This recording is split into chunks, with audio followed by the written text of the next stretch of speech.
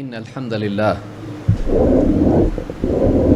نحمده ونستعينه ونستغفره ونعوذ بالله من شرور أنفسنا ومن سيئات أعمالنا من يهده الله فلا مضل له ومن يضلل فلا هادي له وأشهد أن لا إله إلا الله وحده لا شريك له وأشهد أن محمدا عبده ورسوله أما بعد فإن خير الحديث كتاب الله وخير الهدي هدي محمد صلى الله عليه وعلى آله وسلم وشر الأمور محدثاتها وكل محدثة بدعة وكل بدعة ضلالة وكل ضلالة في النار.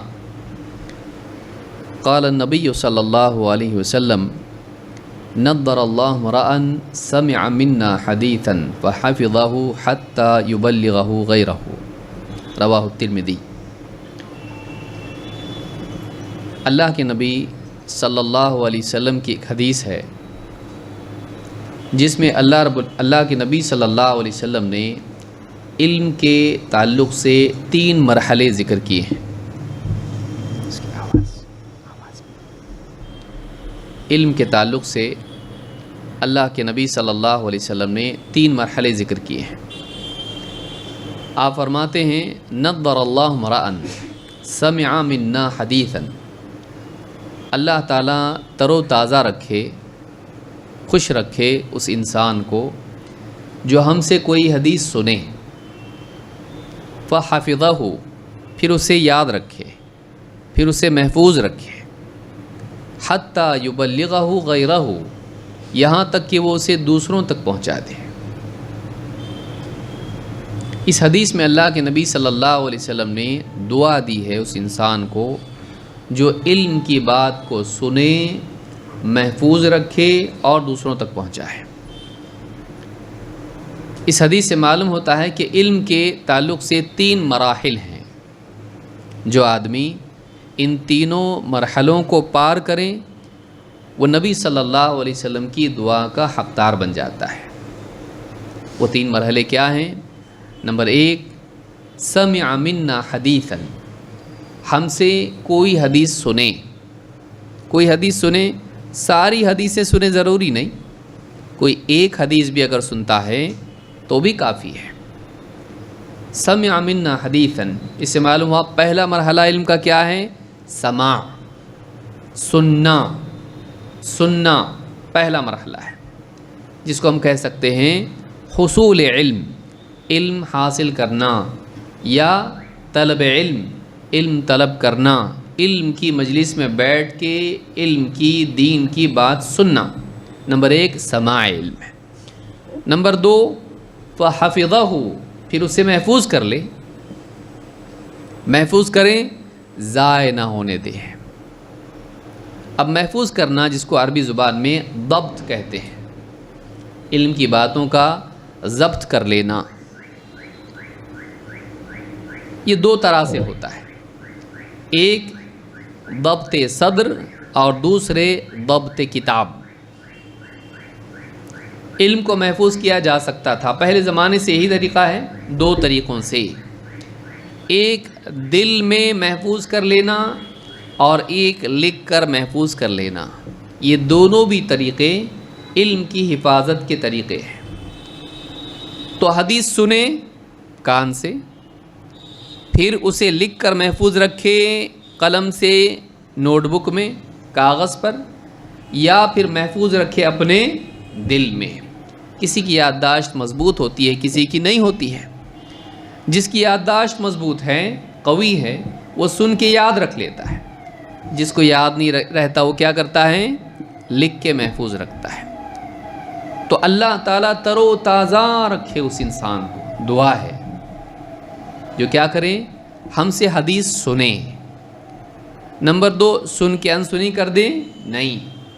اسی لیے دیکھیے دینی مجالس میں جب ہم بیٹھتے ہیں تو ایسے نہ بیٹھیں کہ بیٹھے تو ہیں لیکن ہیں نہیں. دینی مجلس میں ہیں، بیٹھیں، دیکھ رہے ہیں ان پنکھا مسجد کا کتنے سال پرانا ہوگا، یہ ٹیوب لائٹ کتنی پرانی ہوگی، ایک لائٹ گئی ہے، دوسری اے سی چالو ہے کہ نہیں ہے. دینی مجالس میں بعض اوقات 2-4 منٹ آدمی بیٹھتا ہے، اس کے بعد اندر سے بے چینی شروع ہو جاتی ہے، پھر وہ اپنے آپ کو کیا کرتا ہے، اس بات سے ہٹا کے دوسری چیزوں میں مشغول کرتا ہے۔ نمازوں میں بھی یہی حال ہے، نماز میں یہ حال ہے، دینی مجالس میں یہ حال ہے، جنازوں میں یہ حال ہے، گھر کی بیٹھک میں لوگ ساتھ میں بیٹھے ہوئے ہیں، یہ حال ہے۔ عام طور سے آدمی کا یہ حال ہے کہ وہ کسی ایک چیز پر کانسنٹریٹ کر سکتا نہیں، اس کو لانا چاہیے اپنی توجہ کو۔ اگر اہمیت اس چیز کی ہو، آدمی کے لیے توجہ اس میں رکھنا محفوظ ہوتا ہے۔ کوئی آدمی آپ کے نوٹ گن رہا ہو تو برابر دیکھیں گے کہیں جیب میں تو نہیں ڈالتا، غور سے دیکھیں گے، ذرا بھی پلک جھپکیں گے نہیں۔ کیوں؟ اہمیت اس کی ہے۔ باقی چیزیں لائٹ ہیں، سنے تو بھی چلتا، نہیں سنے تو بھی چلتا۔ لیکن کوئی انسان اگر کمپنی کے آپ کو پورے گنا رہا ہو، ٹرمز اینڈ کنڈیشن آپ کے بزنس کے تعلق سے، یہ آپ کو ملے گا، یہ اس کو ملے گا، یا میراث کے بارے میں آپ کو بتایا جا رہا کس کا کتنا حصہ، پلک جھپکے گا، دھیان ادھر ادھر دے گا؟ نہیں۔ کام کی بات ہے بھائی، کام کی بات ہے۔ تو جس چیز کو انسان اہمیت دیتا ہے اس پر توجہ دینا آسان ہوتا ہے۔ جس چیز کے کھونے کا نقصان، اس کا ڈر دل میں ہوتا ہے، آدمی اس چیز کو دھیان سے سنتا ہے، دھیان سے دیکھتا ہے۔ لہٰذا پہلا مرحلہ ہے سننا، دھیان سے سننا۔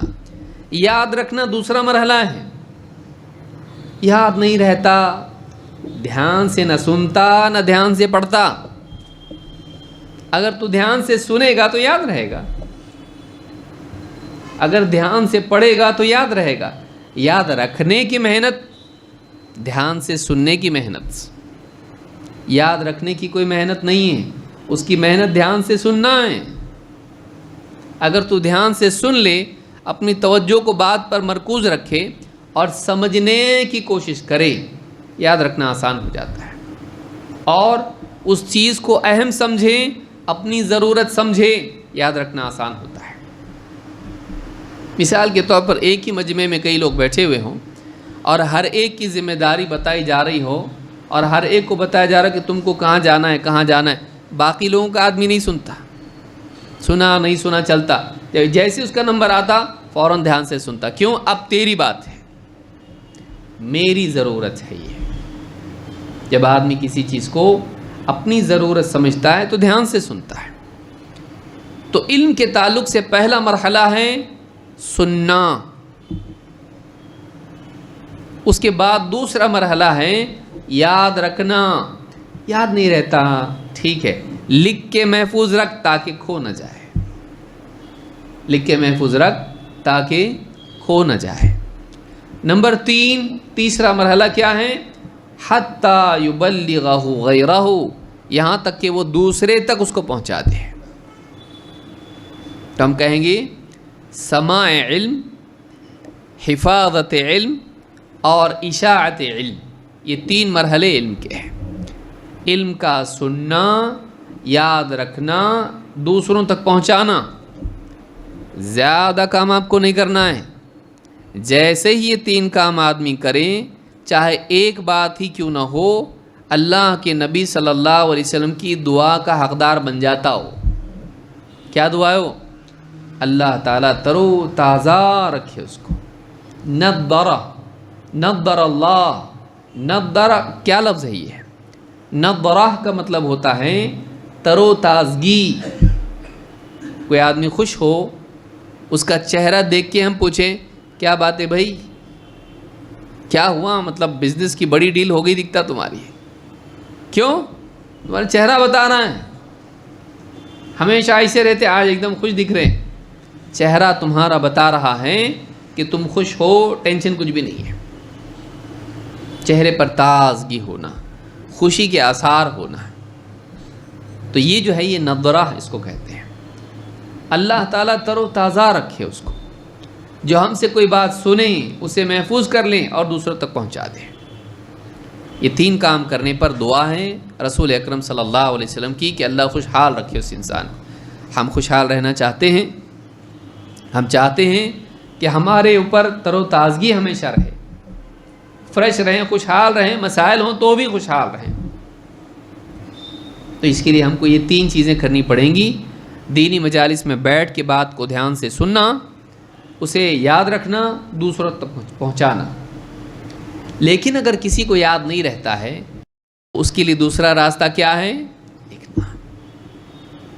اگر آپ کو کوئی چیز یاد نہیں ہو رہی، آپ اس کو 10 بار لکھو، 10 بار لکھو صرف، اور اس کے بعد آ کے ملو، یاد نہیں ہو رہا بولو۔ 10 بار جب لکھیں گے اپنے آپ یاد۔ کیوں؟ سننے کے لیے اتنا دھیان نہیں دینا پڑتا جتنا لکھنے کے لیے دینا پڑتا ہے۔ لکھنا برابر دھیان لاتا آدمی کا، کیونکہ لکھنے کے لیے توجہ زیادہ، سننے کے لیے کہیں بھی دیکھ رہا اور کان کھولے، کان کی کچھ کرنا تو نہیں پڑتا نا، خالی آواز آ رہی، نہیں بھی سننا چاہ رہا تو آواز تو آنا ہی آنا ہے۔ آدمی سویا ہوا ہے اور کوئی بات کر رہا ہے تو آ رہی پوری، ہاں، بیوی جو برائیاں کر رہی پورا سن رہا ہے، لیٹے لیٹے ساری باتیں سن رہا، نہیں چاہتے ہوئے بھی سنتا آدمی۔ لیکن جب لکھنا چاہتا ہے، لکھتے وقت میں اس کی توجہ پوری اس پر ہوتی ہے، بہت کم دھیان بھٹکتا ہے۔ کوئی بات آپ کو یاد نہیں رہتی ہے، آپ اس کو لکھیے، 10 بار آپ لکھیں گے تقریباً یاد ہو جائے گا۔ کر کے دیکھیے گھر میں، اس کا ایکسپیریمنٹ کر کے دیکھیے۔ یاد نہیں ہوتا، یاد نہیں رہتا، لکھ، کیسا یاد نہیں ہوتا بتاؤ، اس کے بعد آ کے سب یاد ہوتا ہے۔ تو یہاں پر آپ دیکھیں گے کہ یہ 3 چیزیں، حفاظت علم، اس کے 2 طریقے ہیں، ایک سینے میں محفوظ رکھنا اور دوسرا لکھ کر محفوظ رکھنا۔ اللہ کے نبی صلی اللہ علیہ وسلم نے بھی اس کی ترغیب ہم کو دی ہے۔ اللہ کے رسول صلی اللہ علیہ وسلم فرماتے ہیں، قید العلم بالکتاب، قید العلم، علم کو قید کر لو، بالکتاب، لکھ کے، یعنی علم کو محفوظ کرنے کا راستہ کیا ہے؟ لکھ لینا۔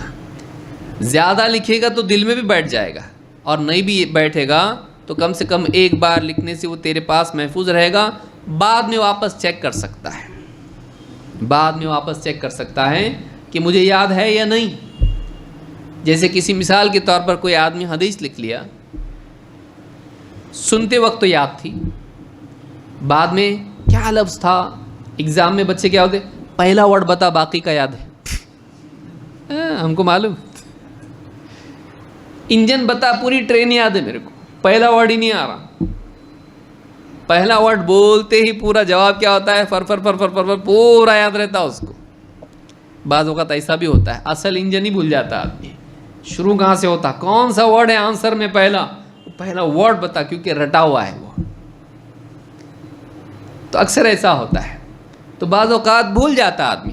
اب وہ چیک کیسا کرے گا کہ واقعی جواب کیا تھا؟ اگر بھول گیا تو گیا نہ ہو،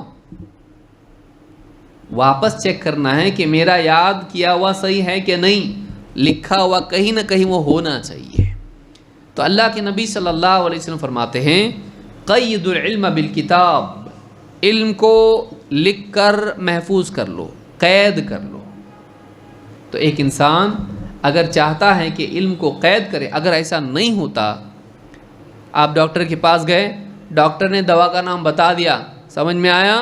ہاں، گھر پہ آ گئے، دواؤں کے نام کتنے مشکل رہتے ہیں، دوا کے نام کیسے رہتے ہیں، ہاں، ایک ایک نام ایسا کہ وہ کسی کا نام بھی نہیں رہتا نا ویسا، کسی کا نام ہو تو وہ بھی یاد رہے، ایسے ایسے نام رہتے ہیں جو کیمیکلز والے نام ہوتے ہیں، یاد رہے گا آپ کو؟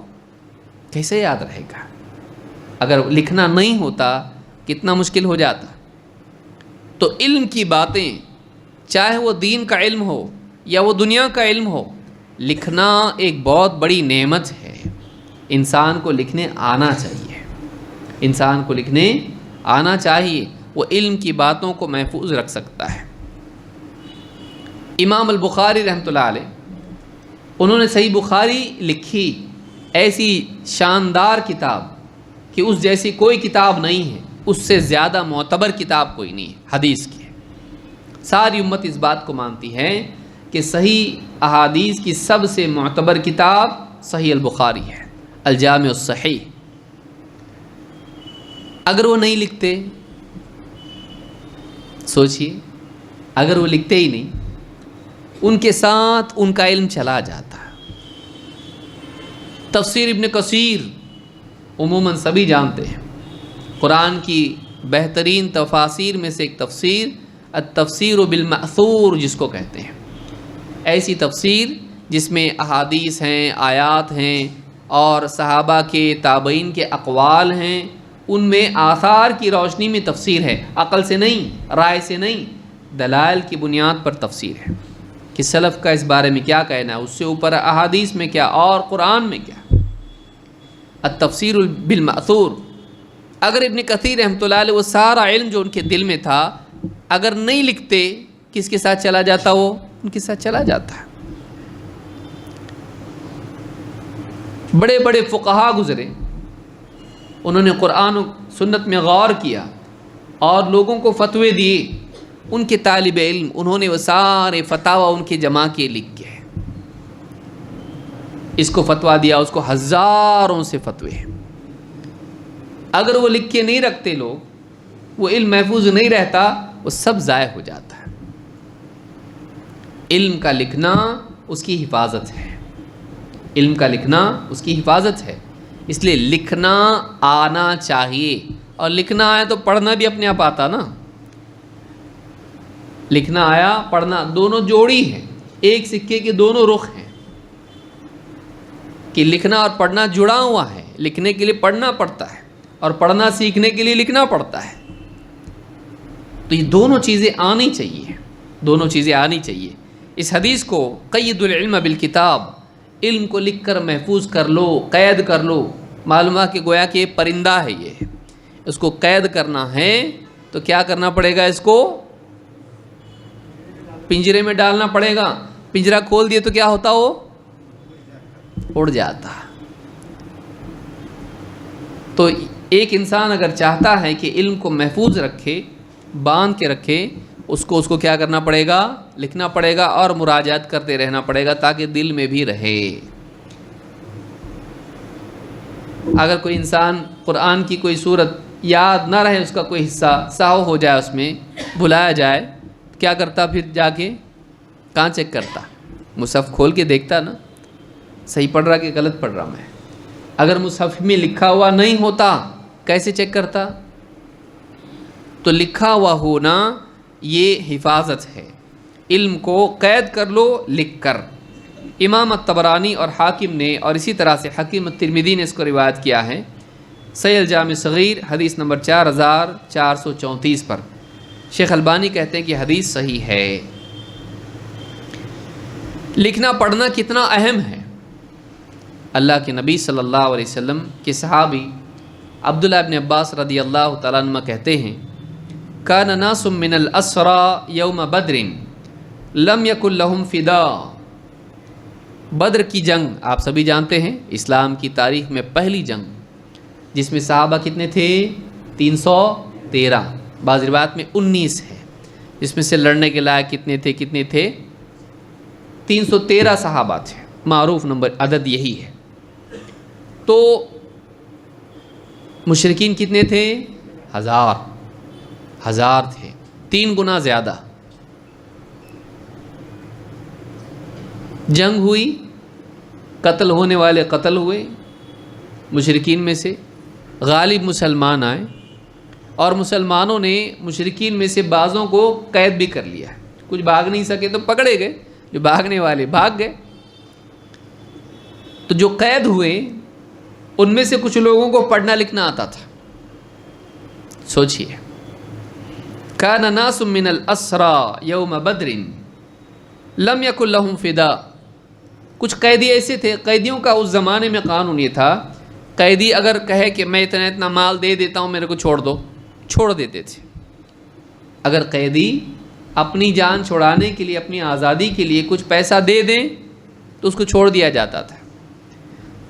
بدر کے قیدیوں میں سے کچھ قیدی ایسے تھے جن کے پاس کچھ تھا ہی نہیں، کنگال، لڑنے آئے لیکن ہے کچھ بھی نہیں پاس میں، خالی ہتھیار۔ کہا کہ ہمارے پاس کچھ بھی نہیں ہے. لم یکن لہم فدا، اپنے آپ کو آزاد کرانے کے لیے ان کے پاس پیسہ نہیں تھا. فجعل رسول اللہ صلی اللہ علیہ وسلم فداءہم ان يعلموا اولاد الانصار الکتابہ.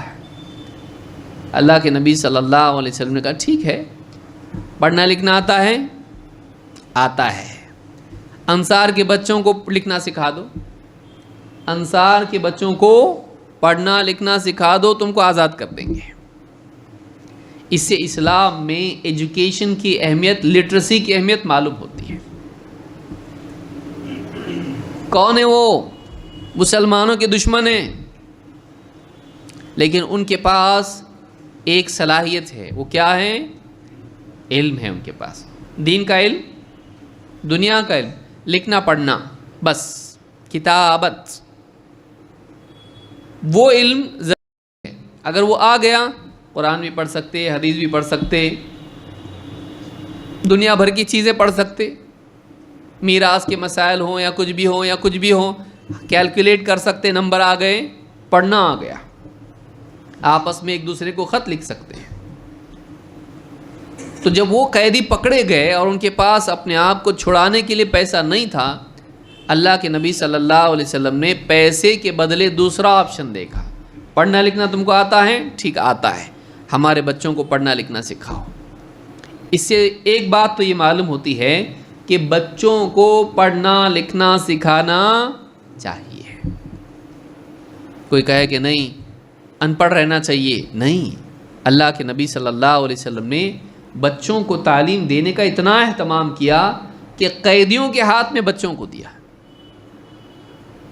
قیدی ہیں وہ اور اسلام کے دشمن ہیں، لیکن دنیا کا ایجوکیشن، دین کا علم نہیں، دنیا کا ایجوکیشن ان کے پاس ہے، ان کے پاس پڑھنے لکھنے کی صلاحیت ہے، وہ ہمارے بچوں کو سکھائیں گے. اس سے معلوم ہوتا ہے کہ اللہ کے نبی صلی اللہ علیہ وسلم کتنے انٹیلیجنٹ انسان تھے. عقل مند آدمی وہ ہے جو دشمن کی صلاحیت کو بھی اپنی ترقی میں استعمال کرے. انگلش میں بولتے ہیں عقل مند آدمی وہ ہے جو دشمن کی پھینکی ہوئی اینٹوں سے اپنا گھر بنائے. ہاں، دشمن کیا کر رہا اس کو؟ اینٹیں پھینک پھینک کے مار رہا، بولا مارو مارو مارو، سب مار کے وہ دم ہو کے تھک گئے، بولے ماشاء اللہ فری میں اینٹیں مل گئے اپنے کو، ہاں گھر بناؤں گا اس کا میں اپنا. تو دشمنوں نے جو اینٹیں پھینک کے مارے تھے اس کو اس نے کیا کیا؟ غصہ آیا اس کو، اس نے کیا کیا؟ انہی اینٹوں کو لے کے اپنا اچھا سا ایک گھر بنایا.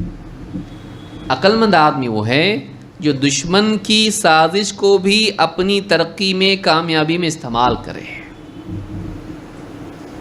وہ دشمن کی صلاحیت کو اپنے فائدے کے لیے استعمال کرے اور دشمن کی سکل سے بھی فائدہ اٹھائے.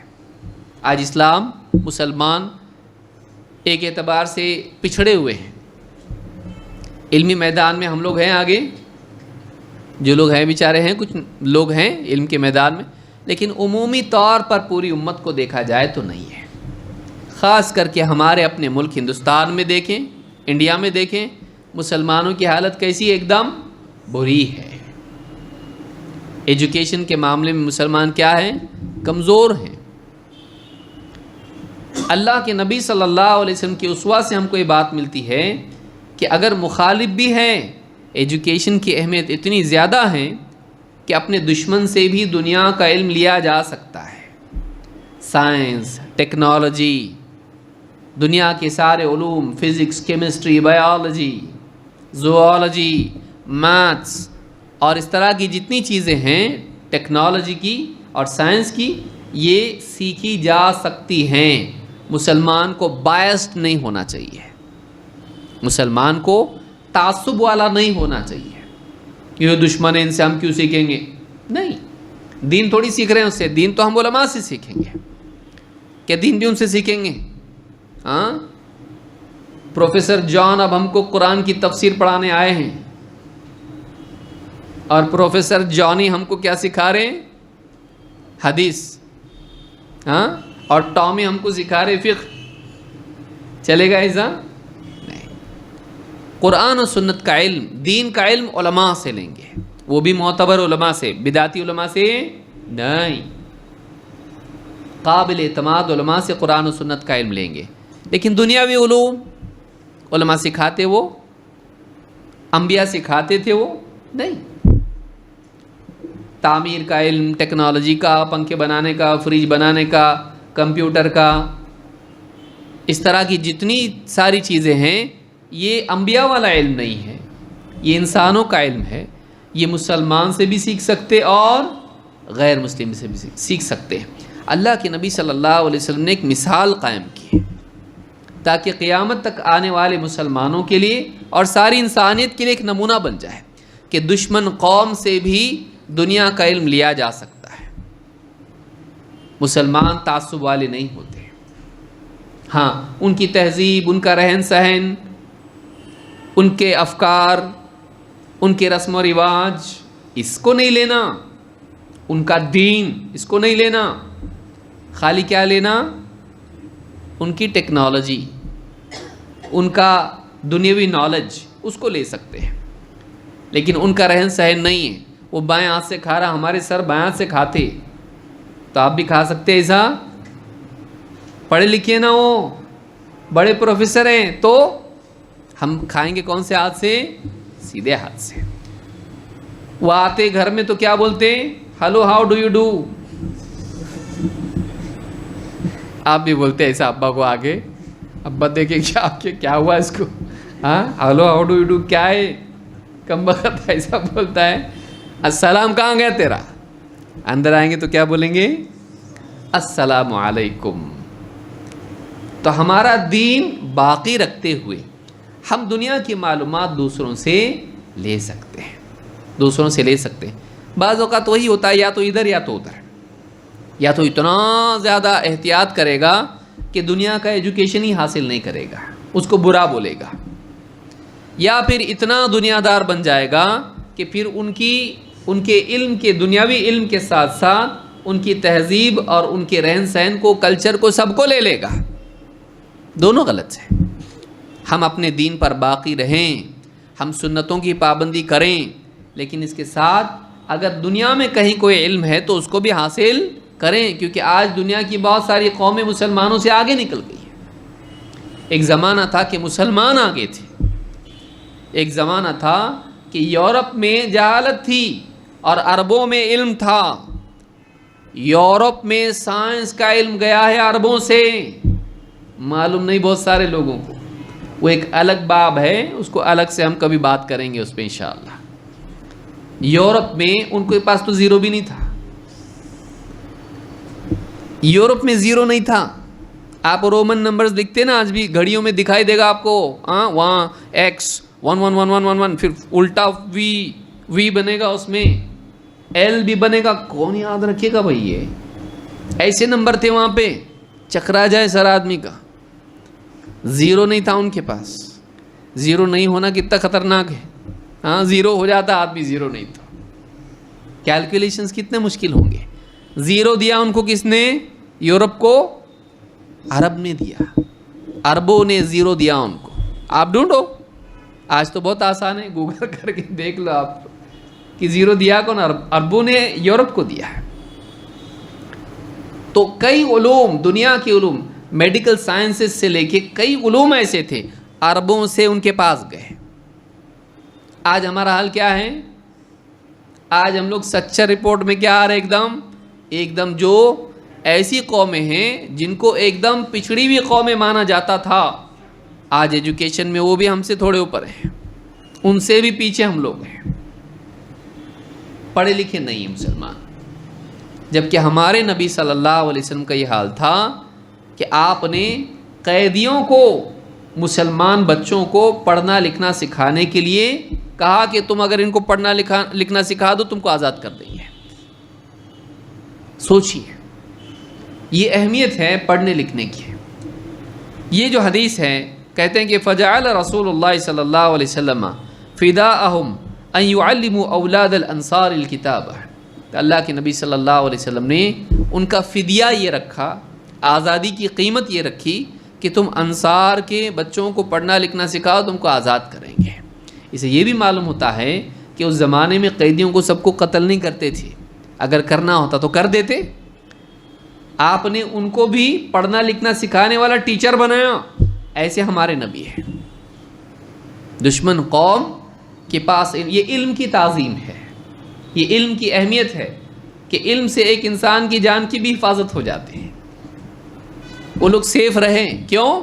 ان کے پاس علم تھا. علم سکھا کے پیسے نہیں رہ کے بھی وہ لوگ آزاد ہو گئے. کتنی بڑی بات ہے. علم اتنی بڑی دولت ہے. پڑھنا لکھنا آنا ان کے لیے فائدہ مند ثابت ہوا ہے. اور ہمارے نبی ظالم نہیں تھے، دہشت گرد نہیں تھے، خون کے پیاسے نہیں تھے، نعوذ باللہ. بلکہ آپ نے ان قیدیوں کو پڑھانے والا بنایا اور آزاد بھی کر دیا. مار ڈالتے ان کو نہیں، قتل کیا ان کو، آزاد کیا. اس سے معلوم ہوتا ہے کہ اللہ کے نبی صلی اللہ علیہ وسلم کے پاس علم کی کتنی اہمیت تھی، جان کی کتنی اہمیت تھی، اور آپ کتنے انصاف والے تھے، وعدے کے پورا کرنے والے تھے. تو یہ بہت ہی اہم واقعہ ہے جس سے امام احمد نے اس کو روایت کی، جس سے معلوم ہوتا ہے کہ پڑھنے لکھنے کی اسلام میں کتنی اہمیت ہے. کیا عورتیں پڑھنا لکھنا سیکھ سکتی ہیں؟ ہاں. بیٹی پڑھاؤ بیٹی بچاؤ. بلا شبہ اسلام بھی بیٹی پڑھاؤ کی بات 1400 سال پہلے بول چکا ہے. یورپ میں بھی الاؤڈ نہیں تھا ایجوکیشن عورتوں کو. آج سے 400-500 سال پہلے بھی نہیں تھا، الاؤڈ ہی نہیں تھا. آپ دیکھ لو، ویکیپیڈیا زندہ باد. آپ ڈھونڈنا ہے گوگل پہ جا کے دیکھو. انگریز عورتوں کے لیے بھی یونیورسٹیز میں اس میں جانا بالکل الاؤڈ نہیں تھا. میں کالوں کی بات نہیں کر رہا ہوں، حبشیوں کی بات نہیں کر رہا ہوں. وہ تو بیچارے بہت دور تھے، وہ تو مشکل سے ابھی بھی وہ اس سٹیٹس نہیں ملا ان کو. عورتیں جو اچھے گھروں کی تھیں ان کے لیے بھی پڑھنا لکھنا سیکھنا اور ہائر ایجوکیشن حاصل کرنا الاؤڈ نہیں تھا. وہ جا نہیں سکتی تھی یونیورسٹیز میں. اسلام نے عورت کو علم حاصل کرنے کی آزادی دی. اس کا حق ہے کہ وہ علم حاصل کرے. شفا بنت عبداللہ رضی اللہ تعالیٰ عنہ فرماتی ہیں، دخل علی رسول اللہ صلی اللہ علیہ وسلم وانا عند حفصہ. اللہ کے رسول صلی اللہ علیہ وسلم میرے ہاں آئے اور میں حضرت حفصہ رضی اللہ تعالیٰ عنہ کے پاس تھی. حضرت حفصہ کون؟ اللہ کے نبی صلی اللہ علیہ وسلم کی بیوی، حضرت عمر کی بیٹی. تو وَأَنَا عِنْدَ حَفْصَةَ فَقَالَ لِي أَلَا تُعَلِّمِينَ هَذِهِ رُقْيَةَ النَّمْلَةِ كَمَا عَلَّمْتِيهَا الْكِتَابَ. کہا کہ تم حفصہ کو نملہ کا رقیہ نہیں سکھاتی جیسا کہ تم نے انہیں کتابت سکھائی ہے، لکھنا پڑھنا سکھایا جیسا تم نے، رقیہ بھی سکھا دو نا. کیا تم نہیں سکھاؤ گی ان کو؟ نملہ ایک بیماری ہے جو زمانے میں تھی، آج بھی ہوتی ہے، کہ یہاں پھوڑے آ جاتے تھے پہلو میں اور جسم کے دوسرے حصوں میں بھی آتے تھے. علماء نے کہا تو لوگ اس کے لیے رقیہ کرتے تھے اور وہ اچھا ہو جاتا تھا. تو کہا جیسے نملہ کا رقیہ تم نے ان کو سکھایا ہے، جیسے تم نے کتابت ان کو سکھائی ہے، یہ بھی سکھا دو. الا تعلمین هذه رقیۃ النملۃ کما علمتیها الکتابہ. جیسے تم نے ان کو پڑھنا لکھنا سکھا دیا ہے، کتابت سکھائی ہے. ظاہر بات ہے لکھنا سکھانا کا مطلب پڑھنا اپنے آپ اس میں آ جاتا. بغیر پڑھے لکھتا آدمی خالی ایسے لکھتا، ہاں پڑھنے نہیں آتا اس کو. پڑھنا اپنے آپ آ جاتا ہے لکھنے والے کو. تو پڑھنا لکھنا تم اس کو جیسے سکھائی ہو ویسے اس کو کیا سکھا دو؟ نملہ کا رقیہ، وہ کلمات جس سے علاج کیا جاتا ہے. تو معلوم ہوا کہ عورتیں بھی عورتوں کو کیا سکھاتی تھیں؟ پڑھنا لکھنا. کما علمتیها الکتابہ، جیسا کہ لکھنا تم نے ان کو سکھایا ہے. معلوم ہوا کہ اللہ کے نبی صلی اللہ علیہ وسلم نے یہ نہیں کہا عورتیں ان پڑھ رہنا چاہیے. کیا کہا میں ان کو؟ مرد پڑھے لکھے آگے بڑھیں. بولے ایسا نہیں بولے. آپ نے اقرار کیا، اس پر انکار کیا نہیں. تم نے ان کو پڑھنا لکھنا سکھایا نا حفصہ کو، ویسے ان کو نملہ کا رقیہ بھی سکھا دو. اس سے معلوم ہوتا ہے کہ پڑھنا لکھنا سکھایا جاتا تھا اس زمانے میں عورتوں کو، آج نہیں، 1400 سال پہلے خواتین کے لیے پڑھنا لکھنا اس زمانے میں منع تھا کیا؟ نہیں تھا، جس کو ہمارے زمانے میں آج لٹریسی بولتے ہیں، پڑھنا لکھنا، اس سے اوپر پھر ایجوکیشن ہے، سائنس ٹیکنالوجی ہو یا اور بھی کچھ ہو۔ تو اس میں یہ سنن ابی داؤد میں روایت موجود ہے، صحیح الجامع الصغیر حدیث نمبر 2650، حدیث صحیح ہے۔ اس سے کیا معلوم ہوا؟ عورتوں کے لیے بھی اسلام میں جائز ہے، بلکہ اچھا ہے کہ وہ پڑھنا لکھنا سیکھیں۔ ان پڑھ رہنا کیا عورت؟ بتاؤ کہاں انگوٹھا لگانا؟ ہاں انگوٹھا لگانا کیوں؟ پڑھنا لکھنا سیکھو، پڑھنا لکھنا آنا چاہیے۔ ہاں بیٹی پڑھاؤ، بیٹی بچاؤ، بیٹی کو کالج میں بھیجو، ڈسکو کراؤ، لو افیئر کراؤ، پکنک پہ جاؤ، ڈرگ ایڈکٹ بنو، شراب پیو، ناچو گاؤ، کینٹین میں جاؤ، ڈبل سیٹ فلم دیکھنے جاؤ، کالج سے لیٹ آؤ اور ہوٹلوں میں گھومو، یہ نہیں، یہ نہیں۔ کیوں نہیں؟ اس لیے کہ اس کو استعمال کر کے پھینک دیں گے۔ بیٹی پڑھاؤ، ہم کیا بولتے ہیں؟ بیٹی پڑھاؤ لیکن بیٹی بچاؤ، لیکن بیچ میں ڈالنا، بیٹی پڑھاؤ لیکن یاد رکھو بیٹی کو بچا کے رکھو، یہ نہیں کہ چھوڑ دو اس کو کہ وہ لچے لفنگوں کے بیچ میں گھومے کالج کے اندر اور پھر بے عزت ہو کے گھر کو آئیں، وہاں جا کے پیار محبت کے چکر میں پڑھ کے پڑھائی تو کر دی آندھی، اور پیار محبت کے دن بھر لگی ہوئی ہیں، موبائل دو اس کو۔ بیٹی کبھی بھی خطرہ ہونا فون کرنا، ہاں ابا جس دن جاؤں گی فون کر کے ہی جاؤں گی، جا رہی میں، مل گیا مجھ کو جوڑی دار جس کی تلاش تھی مجھے بچپن سے، فلمیں جو دکھاتے تھے نا اسی سے میرے دل میں تمنا پیدا ہو گئی تھی، میرے خوابوں کا شہزادہ مل گیا مجھ کو، جو چاند تک رت پہ بٹھا کے لے جائے گا مجھ کو، وہاں سے پٹکے گا سیدھا آپ کے گھر پہ۔ ہوتا کہ نہیں ہوتا ایسا؟ ہوتا ہے ایسا۔ اتنا آسانی سے کوئی شادی کرتا کیا؟ پہلے تو دکھاتا اس کو سب خواب، تمہارے لیے میں ستارے توڑ لاؤں گا، پھل توڑنے کی تو اوقات ہے نہیں، باپ کی کمائی پہ پل رہا، ہاں ستارے توڑ لائے گا، کرائے کی گاڑی پہ دوستوں کی گھماتا اس کو اور ستارے توڑ لائے گا، اس کو پیٹرول بھرنے کی تو اوقات ہے نہیں گاڑی میں، لیکن گھماتا ہے اس کو، گھماتا ہے۔ ہماری مسلمان بچیاں غیر مسلم لڑکوں کے ساتھ گاڑیوں پہ گھومتی ہیں برقعے پہن کے، معلوم نہیں پڑتا نا کس کی بیٹی ہے، برقعے میں چھپی ہوئی ہے، وہ اس کی سیفٹی نہیں ہے، اس کے گناہ سے سیفٹی بن جاتا بعض اوقات، اس کے لیے اپنے آپ کو چھپانے کے لیے آڑ بن جاتی، گارڈن میں بیٹھی ہوئی، ہوٹل میں جا رہی، معلوم ہی نہیں کون ہے، چہرہ تو دکھائی دے رہا نہیں اس کا، اور پھر سارا جب گھما کے تھک جاتا ہو، اس کے ماں باپ بولتے ہیں اب تیری شادی دیکھ، رشتہ دے کے ہم لوگوں نے تیرے لیے، وہ لڑکا غیر مسلم، اس کو بولتا کیا کروں، میرے ماں باپ نہیں مان رہے، میرا رشتہ طے کر دی۔ لڑکی بولتی ایسا کیسا، تم نے تو وعدے کی تھی، قسمیں کھائے تھے نا، ہاں ہاتھ کاٹ کے قسم کھایا تھا نا، تم خون نکال کے، ساتھ نہیں چھوڑوں گا، مر جاؤں گا لیکن نہیں چھوڑوں گا ساتھ، ہاں لیکن سن رہے نہیں نا ماں باپ میرا، کیا کروں، میرا کریئر بھی ہے، باپ بولا اگر تو نہیں سنا تیرے آگے کی پڑھائی میں ختم کر دوں گا، میں ایک پیسہ نہیں دوں گا تجھ کو، ڈاکٹر انجینئر بننا ہے، بالکل نہیں، میری بات سننی پڑے گی تجھ کو، جو رشتہ ہم بول رہے ہیں وہی رشتہ کرنا پڑے گا، ہم دونوں کا منگنی کر رہے ہیں اور پڑھائی فنش ہونے کے بعد تیری شادی۔ اب وہ ایسا بول رہے ہیں، میرا باپ ایسا بول رہا، my dad is saying this, English میں، ہاں میرے پتا جی ایسا بول رہے ہیں، پھر میرا کیا ہوگا، میرا کیا ہوگا، لڑکی کا کیا ہوگا، لڑکی کا کیا ہوگا؟ کیا ہوگا؟ وہی ہوگا بے عزتی، رسوائی، ندامت، ڈپریشن، سوسائڈ،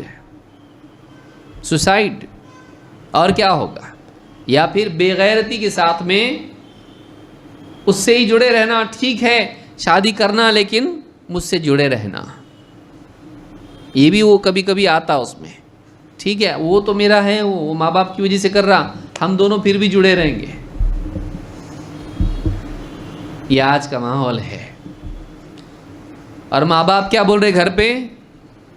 ہماری بیٹی پہ بہت بھروسہ ہے ہم کو، ہماری بیٹی پہ ہم کو بہت بھروسہ ہے۔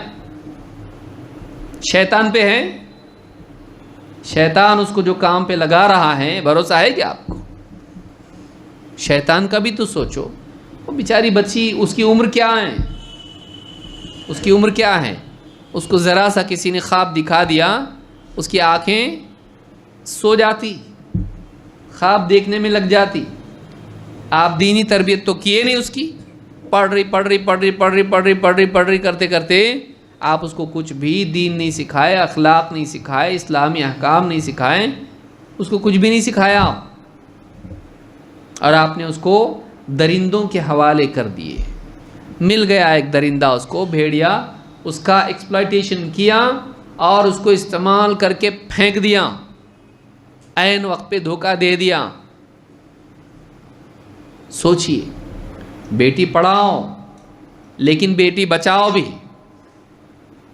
موبائل دے کے یہ مت سمجھو کہ بیٹی کی حفاظت کے لیے ہم نے دے دیا اس کو، وہ رات دن اس میں چیٹنگ کر رہی اس کے ساتھ میں، اور بھی ایزی بن گیا اس کے لیے، رات دن واٹس ایپ پہ اور نہ جانے کتنی اور ذرائع ہیں، اس پہ اس کے ساتھ میں کیا کر رہی ہے، وہ چیٹنگ کر رہی ہے۔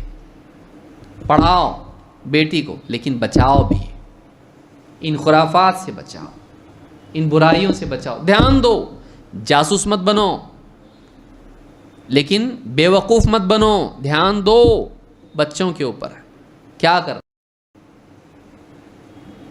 دھوکے میں مت رہو، دھوکے میں مت رہو، یہ مت سمجھو کہ کچھ نہیں ہو سکتا ہے، سب کچھ ٹھیک ٹھاک ہے، نہیں، بعض اوقات اچانک پاؤں کے نیچے سے زمین نکل جاتی اور بچے ایسی خبر دیتے کہ کیا آتا پھر؟ ہارٹ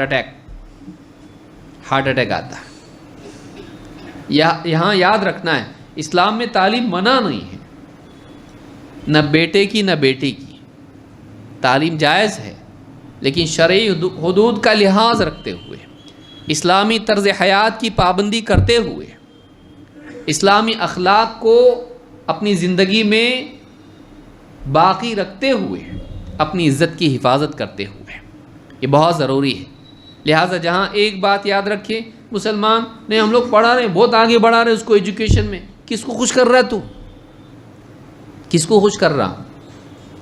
پڑھا لیکن اس کے اخلاق کا بھی لحاظ رکھ، دیکھ بچے کہاں جا رہے ہیں۔ آج عام طور سے مسلمان بچے، کیا دوسرے بھی، لیکن خاص مسلمان بچے، لڑکے drug addiction, disco, pub, music, mobile, فلمیں، لڑکی چھیڑو، اور لڑکیاں لو افیئر، پیار محبت، عشق بازی، یہ دونوں چیزیں لڑکوں کی زندگی اس سے خراب کر رہے ہیں، لڑکیوں کی زندگی اس سے خراب کر رہے ہیں، فیوچر ختم ہو جاتا پورا۔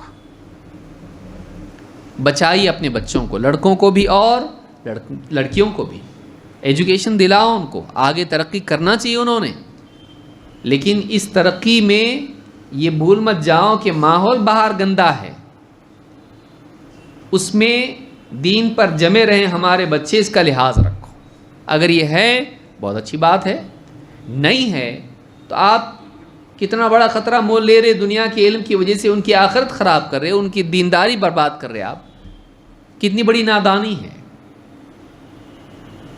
بہت بڑی نادانی ہے۔ لہٰذا یہاں پر ہم کو ملتا ہے کہ اللہ کے نبی صلی اللہ علیہ وسلم کے زمانے میں خواتین کو بھی پڑھنا لکھنا سکھایا جاتا تھا تو ہم کو کوئی آ کے سکھائے نہیں تمہاری بچیوں کو پڑھنا لکھنا سکھاؤ، ہم کو معلوم ہے ہمارے نبی نے کیے ہوئے یہ۔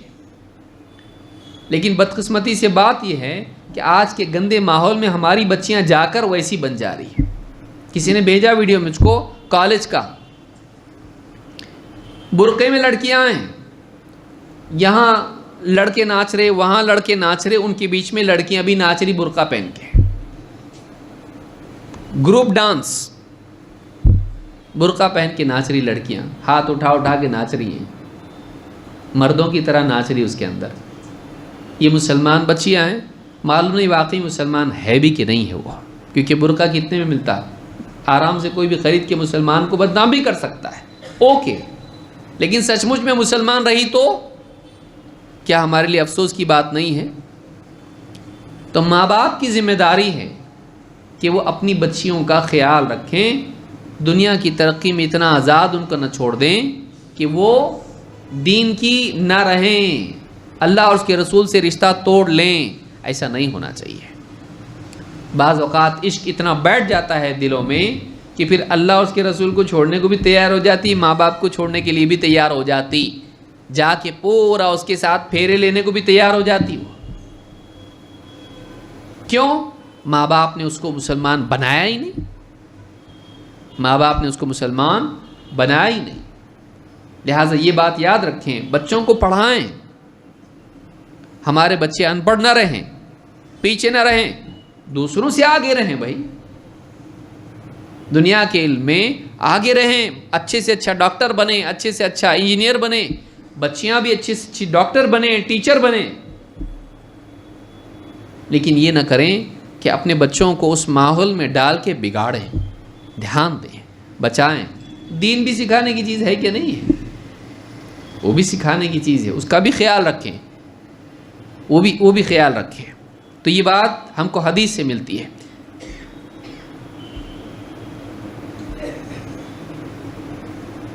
اللہ کے نبی صلی اللہ علیہ وسلم کے تعلق سے یہ بات اس سے پہلے بھی گزری۔ کوئی آدمی کہہ سکتا ہے ہمارے نبی تو امی تھے، یا کوئی دوسرا کہہ سکتا ہے تمہارے نبی امی تھے اور تم کو امی امت کہا گیا ہے، پھر تم کیوں پڑھتے لکھتے؟ کیا یہ خلاف نہیں ہے قرآن اور حدیث کے؟ نہیں، مثالیں تو آپ دیکھ چکے، لیکن یہ شبہ بھی ہے کہ کیا یہ فضیلت ہے کہ نہیں ہے۔ اللہ تعالیٰ قرآن کریم میں فرماتا ہے الذین یتبعون الرسول النبی الامی الذی یجدونہ مکتوبا عندہم فی التوراۃ والانجیل، وہ لوگ جو نبی امی کی، ایسے رسول کی اتباع کرتے ہیں جو نبی امی ہیں، ان پڑھ نبی ہیں، پڑھے لکھے نہیں ہیں، ان پڑھ ہیں، پڑھنا نہیں آتا ہے۔ الذی یجدونہ مکتوبا عندہم فی التوراۃ والانجیل، جنہیں یہ تورات و انجیل میں جن کا تذکرہ لکھا ہوا پاتے ہیں، یعنی ان کا تذکرہ تورات و انجیل میں بھی کیسا ہے کہ یہ نبی امی ہے۔ امی اس کو کہتے ہیں جس کو پڑھنا لکھنا نہیں آتا۔ کیوں امی کیوں بولتے ہیں؟ ماں کے پیٹ سے جب بچہ پیدا ہوتا ہے پڑھنا لکھنا آتا اس کو؟ ہاں، پیدا ہوتے ہی بولتا میرے کو کھانا پینا بعد میں دو، پہلے پین اور پیپر دو، میرے کو کچھ لکھنا ہے اپنے بارے میں۔ 9 مہینے ماں کے پیٹ میں جو ہوا اس کی پوری ڈائری لکھنی ہے، بولتا نہیں پڑھنا لکھنا نہیں آتا اس کو۔ تو جیسا ماں کے پیٹ سے پیدا ہوا اور پڑھنا لکھنا نہیں آتا، ویسا ہی زندگی بھر رہا، تو اس کو کیا بولتے ہیں؟ امی۔ تو جو لوگ نبی امی کی اتباع کرتے ہیں، تو معلوم ہے کہ ہمارے نبی کو اللہ نے کیا کہا؟ نبی امی۔ اسی طرح سے اللہ نے فرمایا یہ سورہ اعراف کی آیت نمبر 157 ہے، فرمایا کہ فآمنوا باللہ ورسولہ النبی الامی الذی یؤمن باللہ وکلماتہ واتبعوہ لعلکم تہتدون۔ تو ایمان لے آؤ اللہ پر اور اس کے رسول پر جو کہ نبی امی ہیں، ان پڑھ نبی ہیں۔ الذی یؤمن باللہ وکلماتہ، ایسے نبی، ایسے رسول جو اللہ پر اور اللہ کے کلام پر، اللہ کی باتوں پر ایمان لاتے ہیں۔ واتبعوہ، تم اس نبی کی اتباع کرو، محمد صلی اللہ علیہ وسلم کی۔ واتبعوہ لعلکم تہتدون، تاکہ تم ہدایت پاؤ۔ تاکہ تمہاری رہنمائی ہو۔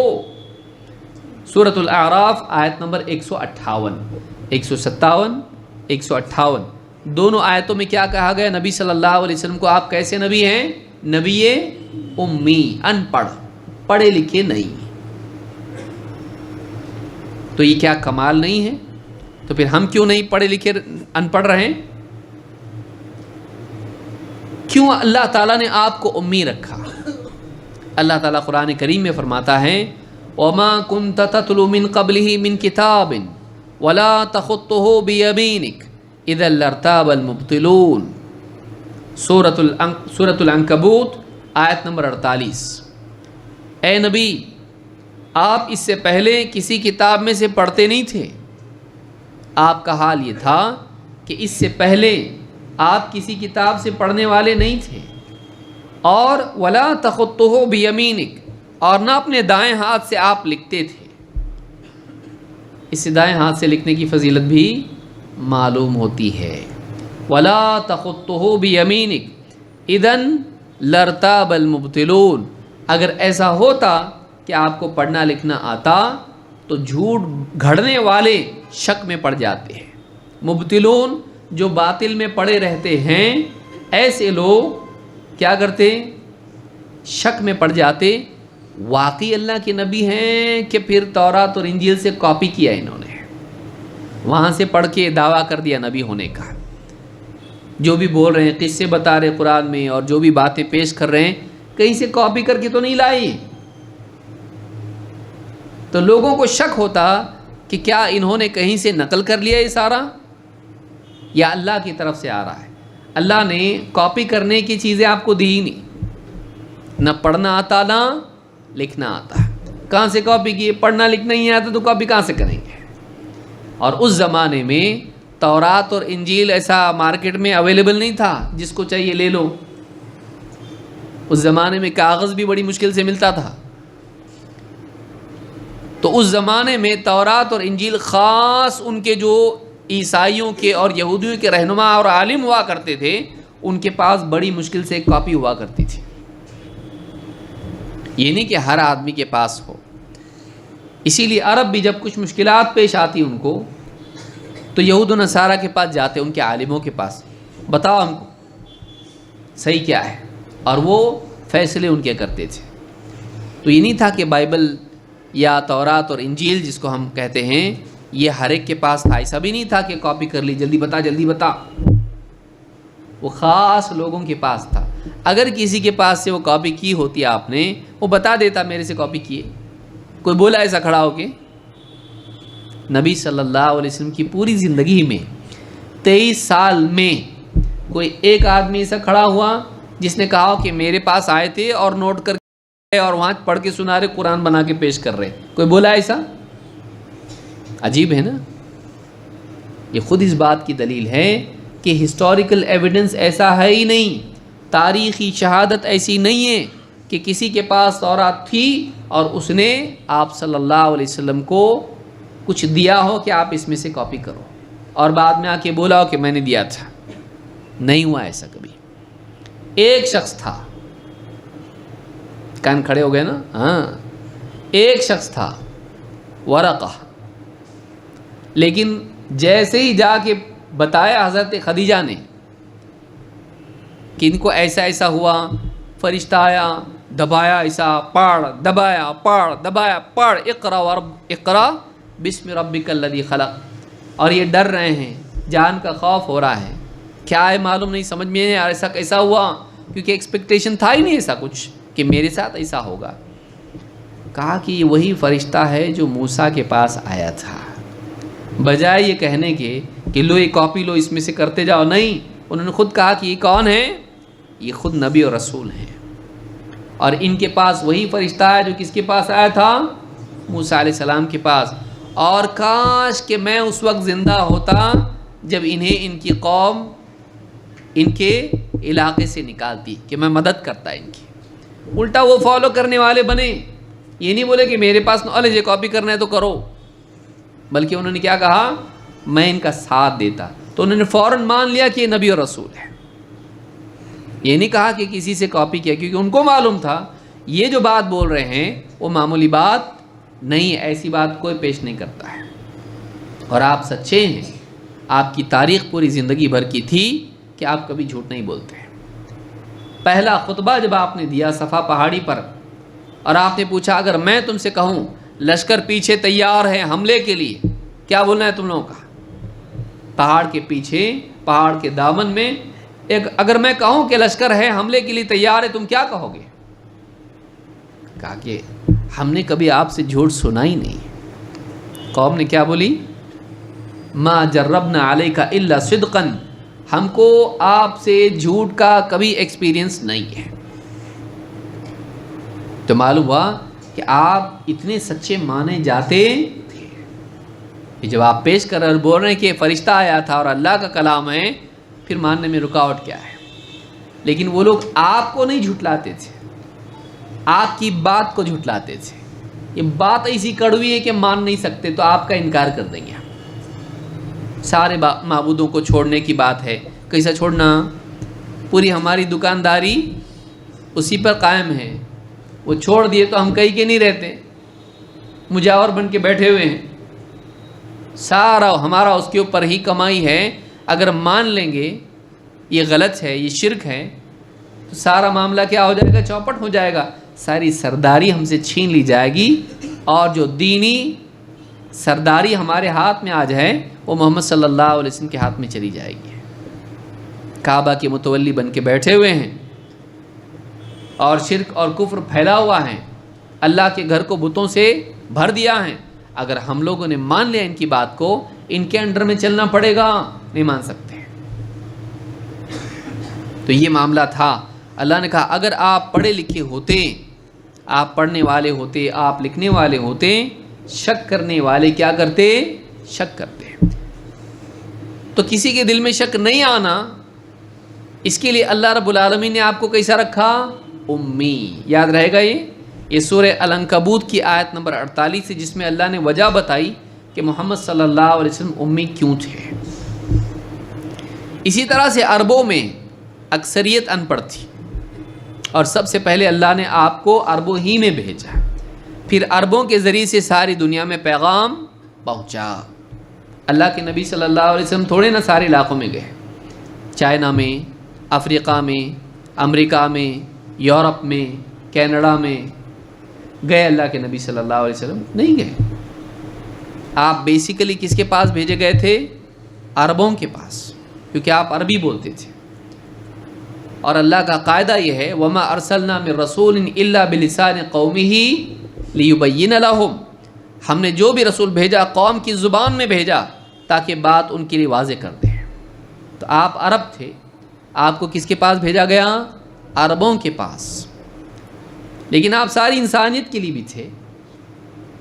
تو آپ کا پیغام صرف عربوں کے لیے ہے؟ نہیں، آپ کا پیغام ساری انسانیت کے لیے ہے۔ وَمَا أَرْسَلْنَاكَ إِلَّا كَافَّةً لِلنَّاسِ بَشِيرًا وَنَذِيرًا وَلَكِنَّ أَكْثَرَ النَّاسِ لَا يَعْلَمُونَ، اے نبی ہم نے آپ کو سارے انسانوں کے لیے خوشخبری دینے والا اور ڈراوا سنانے والا، خبردار کرنے والا بنا کر بھیجا ہے، لیکن اکثر لوگ اس بات کو نہیں جانتے۔ تو بھیجا کس کے لیے ہے؟ سارے، لیکن بھیجا کس کی طرف ہے؟ عربوں کی طرف، کہ پہلے یہ لوگ ہیں، یہ بن گئے، باقی کا کام اگلی نسلوں میں یہ لوگ کریں گے، جیسا کہ صحابہ نے کیا۔ اس کے بعد پھر اسلام پوری دنیا میں پھیلا کہ نہیں؟ اپنے پاس آیا کہ نہیں؟ ہاں ایسی بن گئے کیا یوٹیوب سے؟ ایسی تھوڑی نہ بن گئے۔ ہندوستان ہو، افریقہ ہو، مصر ہو، یورپ ہو، ایران ہو، روم ہو، گیا اسلام وہاں پر، چین ہو، اسلام گیا وہاں پہ، رشیا ہو، اسلام گیا وہاں پہ، لیکن کب گیا؟ بعد میں، صحابہ کے دور میں، تابعین کے دور میں، تبع تابعین کے دور میں پوری دنیا میں پھیل گئے۔ لیکن اس وقت نبی صلی اللہ علیہ وسلم نے کہاں پر دعوتی کام کیا اور کہاں تربیت کی؟ عرب میں۔ اور عرب لوگ عام طور سے کیسے تھے؟ امی، پڑھنا لکھنا نہیں آتا تھا، بہت کم لوگ تھے، ایک دم نہیں تھے ایسا نہیں ہے، کیونکہ آپ نے لکھایا، قرآن لکھایا، حدیث لکھایا، ہم دیکھ چکے پچھلے درس میں۔ لیکن زیادہ تر لوگ کیا تھے؟ پڑھے لکھے نہیں تھے۔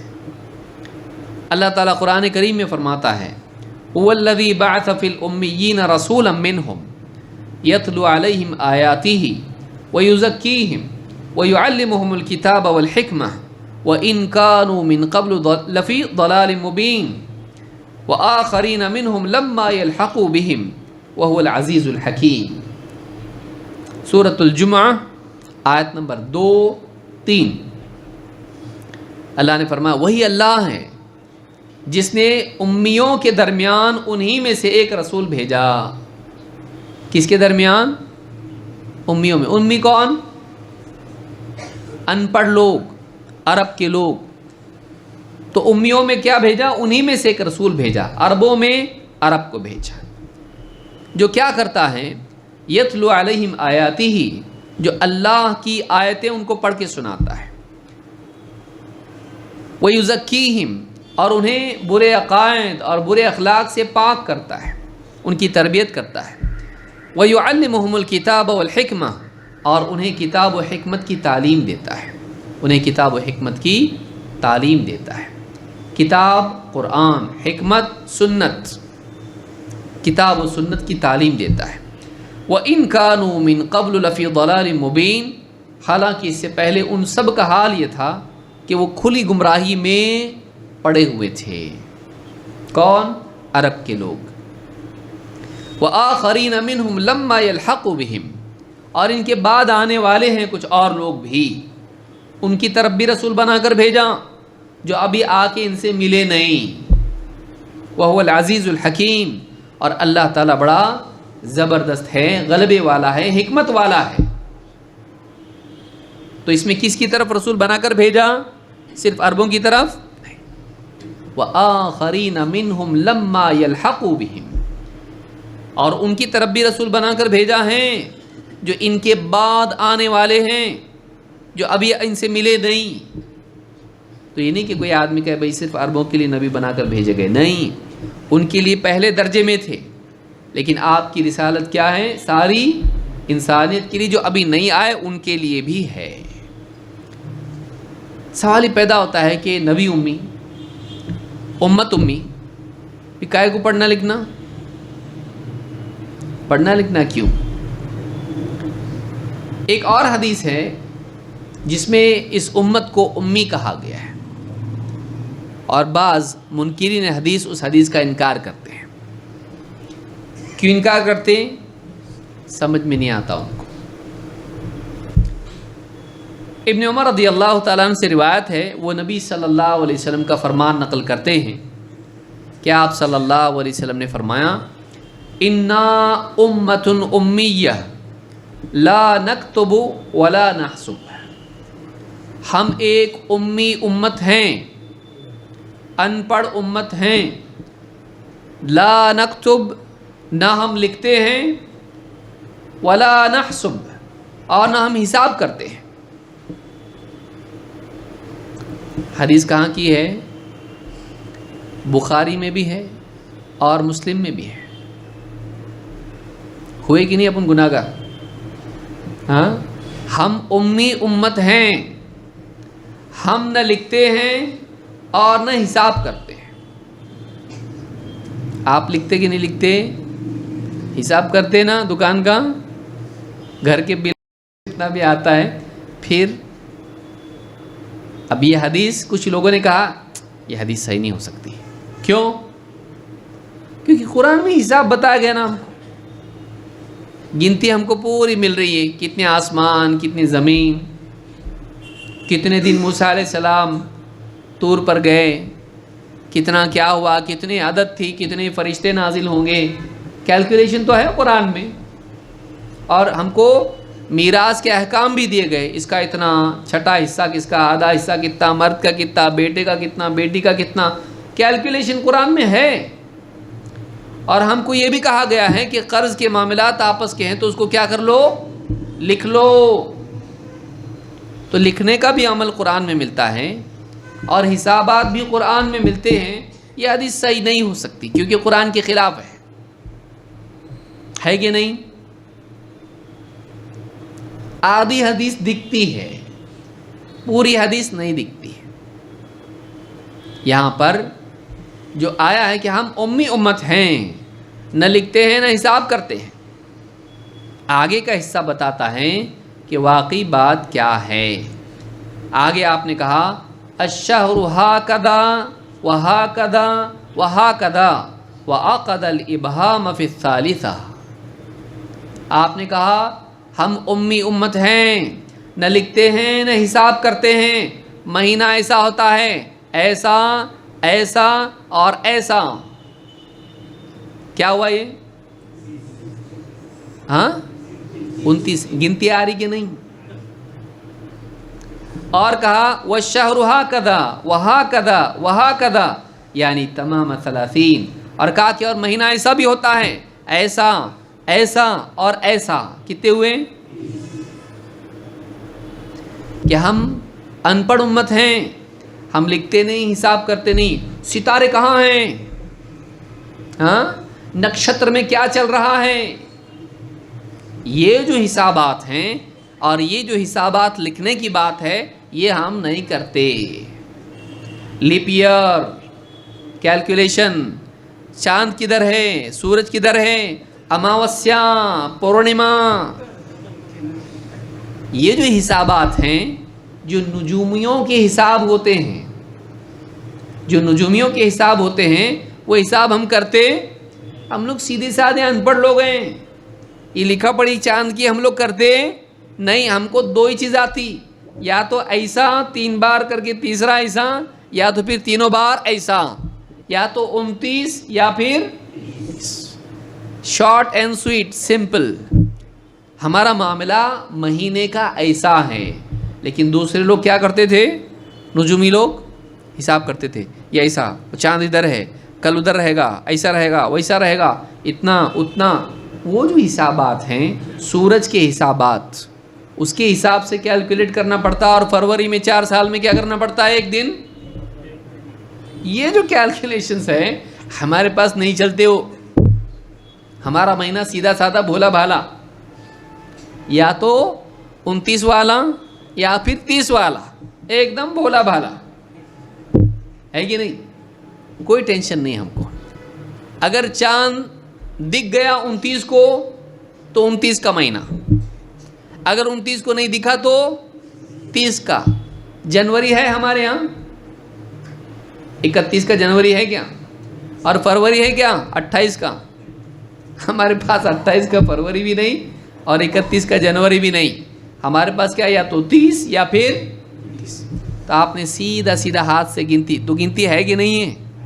اسی حدیث میں گنتی آ رہی، تو یہ منع نہیں ہے، یہ کیلکولیشن منع نہیں، کیونکہ 3 بار بتایا تو ٹوٹل مارنا پڑے گا کہ نہیں؟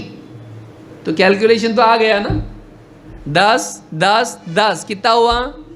تو حساب ہوا نا، اسی حدیث میں حساب ہے۔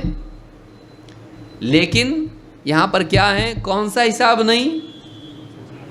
جو سورج چاند والے حساب کر کر کے 29 30 29 ایسا ادھر جوڑ کرتے ہیں، وہ سارے کیلکولیشن ہم لوگ کرتے کہ کون سا ستارہ کدھر ہے، یہ فلاں چیز کدھر ہے، چاند کہاں پہنچا، اس کا کیا حساب ہے، وہ کیلکولیشن ہم لوگ نہیں کرتے ہیں۔ تو بعض اوقات حدیث عقل کے خلاف دکھائی دیتی ہے، لیکن وہی حدیث پوری جاننے کے بعد سمجھ میں آتا ہے کہ بات تو صحیح ہے۔ بات کیا ہے؟ صحیح ہے۔ اس حدیث کا اپنا ایک کانٹیکسٹ ہے، یہ نہیں کہ ٹوٹلی حساب نہیں کرتے، ہم کچھ بھی حساب نہیں کرتے، ایسا ہے نہیں ہے۔ عورت کے حیض کے دنوں کی گنتی نہیں کرے گی، وہ ساری چیزیں تو حساب تو رہے گا نا، جتنے بھی چیزیں آدمی اس کا حساب کرے گا۔ عقیقہ 7ویں دن کرے گا، حساب نہیں کرے گا، 1 2 3 نہیں کرے گا۔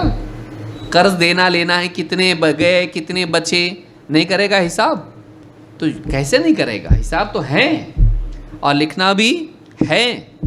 معاہدہ کیے کہ نہیں اللہ کے نبی صلی اللہ علیہ وسلم مشرکین سے؟ یہ معاہدہ ہے محمد رسول اللہ کی طرف سے، مشرکین سے 10 سال جنگ نہیں کیے نا، معاہدہ لکھا پڑھی ہوئی کہ نہیں ہوئی؟ تو پھر کیا؟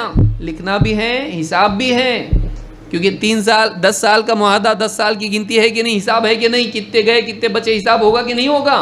ہوگا۔ لیکن یہاں جو سیاق ہے، کانٹیکسٹ ہے، وہ کون سا ہے؟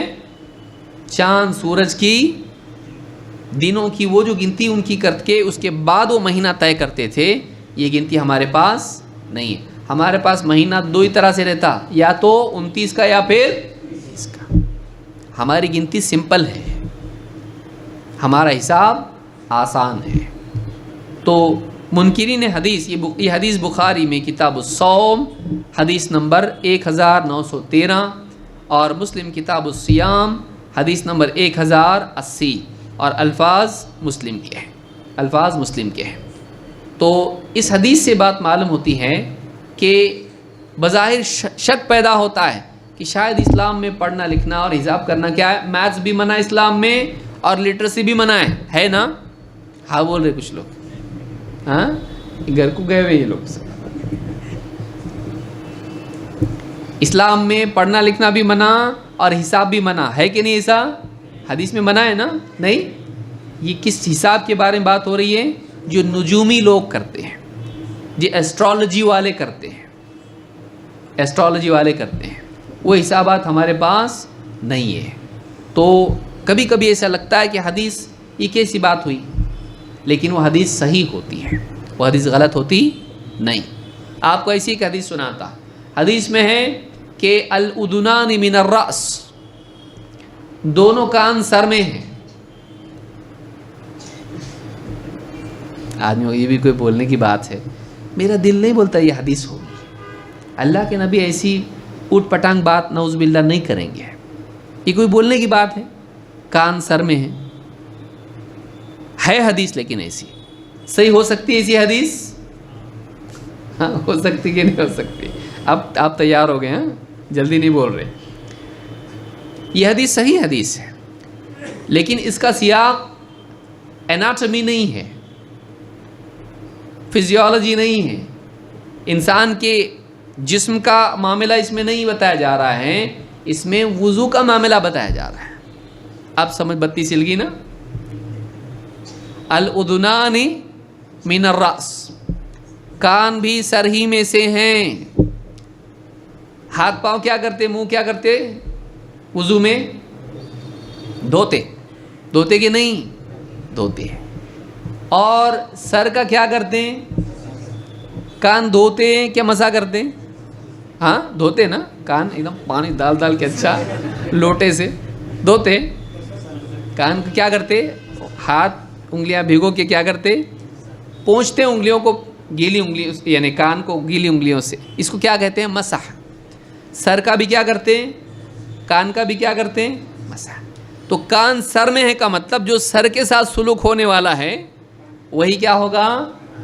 تو کان سر میں ہے، جب سر کا مسح ہے تو کان کا بھی کیا ہے؟ اور کان سر میں ہے تو سر کے ساتھ کان کا مسح ہوگا الگ سے، ہے نا؟ سر میں کا مطلب جب سر کا مسح کریں گے کیا کریں گے؟ اور سر کا مسح کتنے ہاتھ سے کرتے ہیں؟ ایسا کرتے نا؟ ایسا کرتے، ایسا کرتے، تو دونوں ہاتھوں سے کرتے کہ ایک ہاتھ سے؟ تو کانوں کا بھی مسح کتنے ہاتھ سے کریں گے؟ ایسا کر کے کریں گے، ایسا۔ کان کا بھی مسح دونوں ہاتھ سے کریں گے۔ سمجھ میں آ رہی بات؟ اور سر کا مسح کیا ہے؟ فرض ہے کہ سنت ہے؟ کچھ لوگ بول رہے پوچھنا پڑے گا ہاں مفتی صاحب سے۔ قرآن میں جب اللہ نے سر کے مسح کا حکم دیا ہے تو کیا ہوا؟ حکم پورا کرنا فرض۔ تو سر کا مسح کیا ہے؟ فرض۔ تو کان کا مسح بھی کیا ہوا؟ کیونکہ سر میں ہے کا مطلب یہ بھی ہے تو یہ بھی فرض ہے۔ تو ایک ہی حدیث سے سارے مسئلے معلوم پڑے، لیکن تھوڑی دیر پہلے ایسا لگ رہا تھا کیا بول دی یہ، مطلب ایسی رہتی کیا حدیث؟ کان سر میں ہے، لیکن اب کیا ہوا؟ کتنی بڑی بات ہے اس میں، ہاں 4 مسئلے معلوم پڑے ہیں کہ کان کا مسح کیا ہے؟ کان کا مسح کیا جائے گا، دھویا نہیں جائے گا، اور دونوں کانوں کا مسح کیا جائے گا، اور سر کے ساتھ کیا جائے گا، ہاں سر کے ساتھ کیا جائے گا، اور دونوں ہاتھوں سے کیا جائے گا۔ تو یہ سارے مسائل کیسے حدیث سے معلوم ہوئے؟ تو کبھی ہم کو سمجھ میں نہیں آتا، تھوڑا صبر کرنا۔ کیا کرنا؟ صبر کرنا، گڑبڑ نہیں کرنا۔ حدیث سمجھ میں نہیں آتی، نہیں کرنا ایسا، تھوڑا صبر کرنا۔ سمجھ میں تیرے نہیں آئی، کس کے نہیں آئی؟ ڈاکٹر کو بولتا آپ کی بات سمجھ میں نہیں آ رہی، غلط ہے، بولتا کیسا بولتا ڈاکٹر ذرا واپس ایک بار سمجھائیں گے, سمجھا نہیں میرے کو. تو اپنا فالٹ مانتا, ڈاکٹر کا نہیں. لیکن قرآن و حدیث کی بات, علماء کی بات کیسا بولتا, سمجھ میں نہیں آ رہی, غلط لگ رہی بات, فوراً. کیونکہ یہاں کچھ نقصان دنیا کا ہونے والا نہیں, وہاں دنیا کا نقصان ہونے والا ہے. ہماری دنیا داری کی وجہ سے ہمارا دین نقصان میں آتا ہے.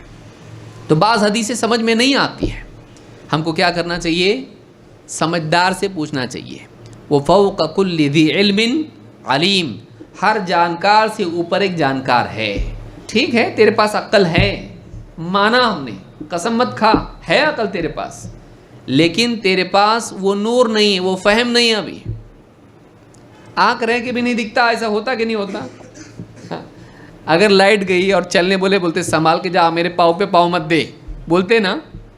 آنکھ رہ کے بھی نہیں دکھتا, کب؟ اندھیرا ہو تو.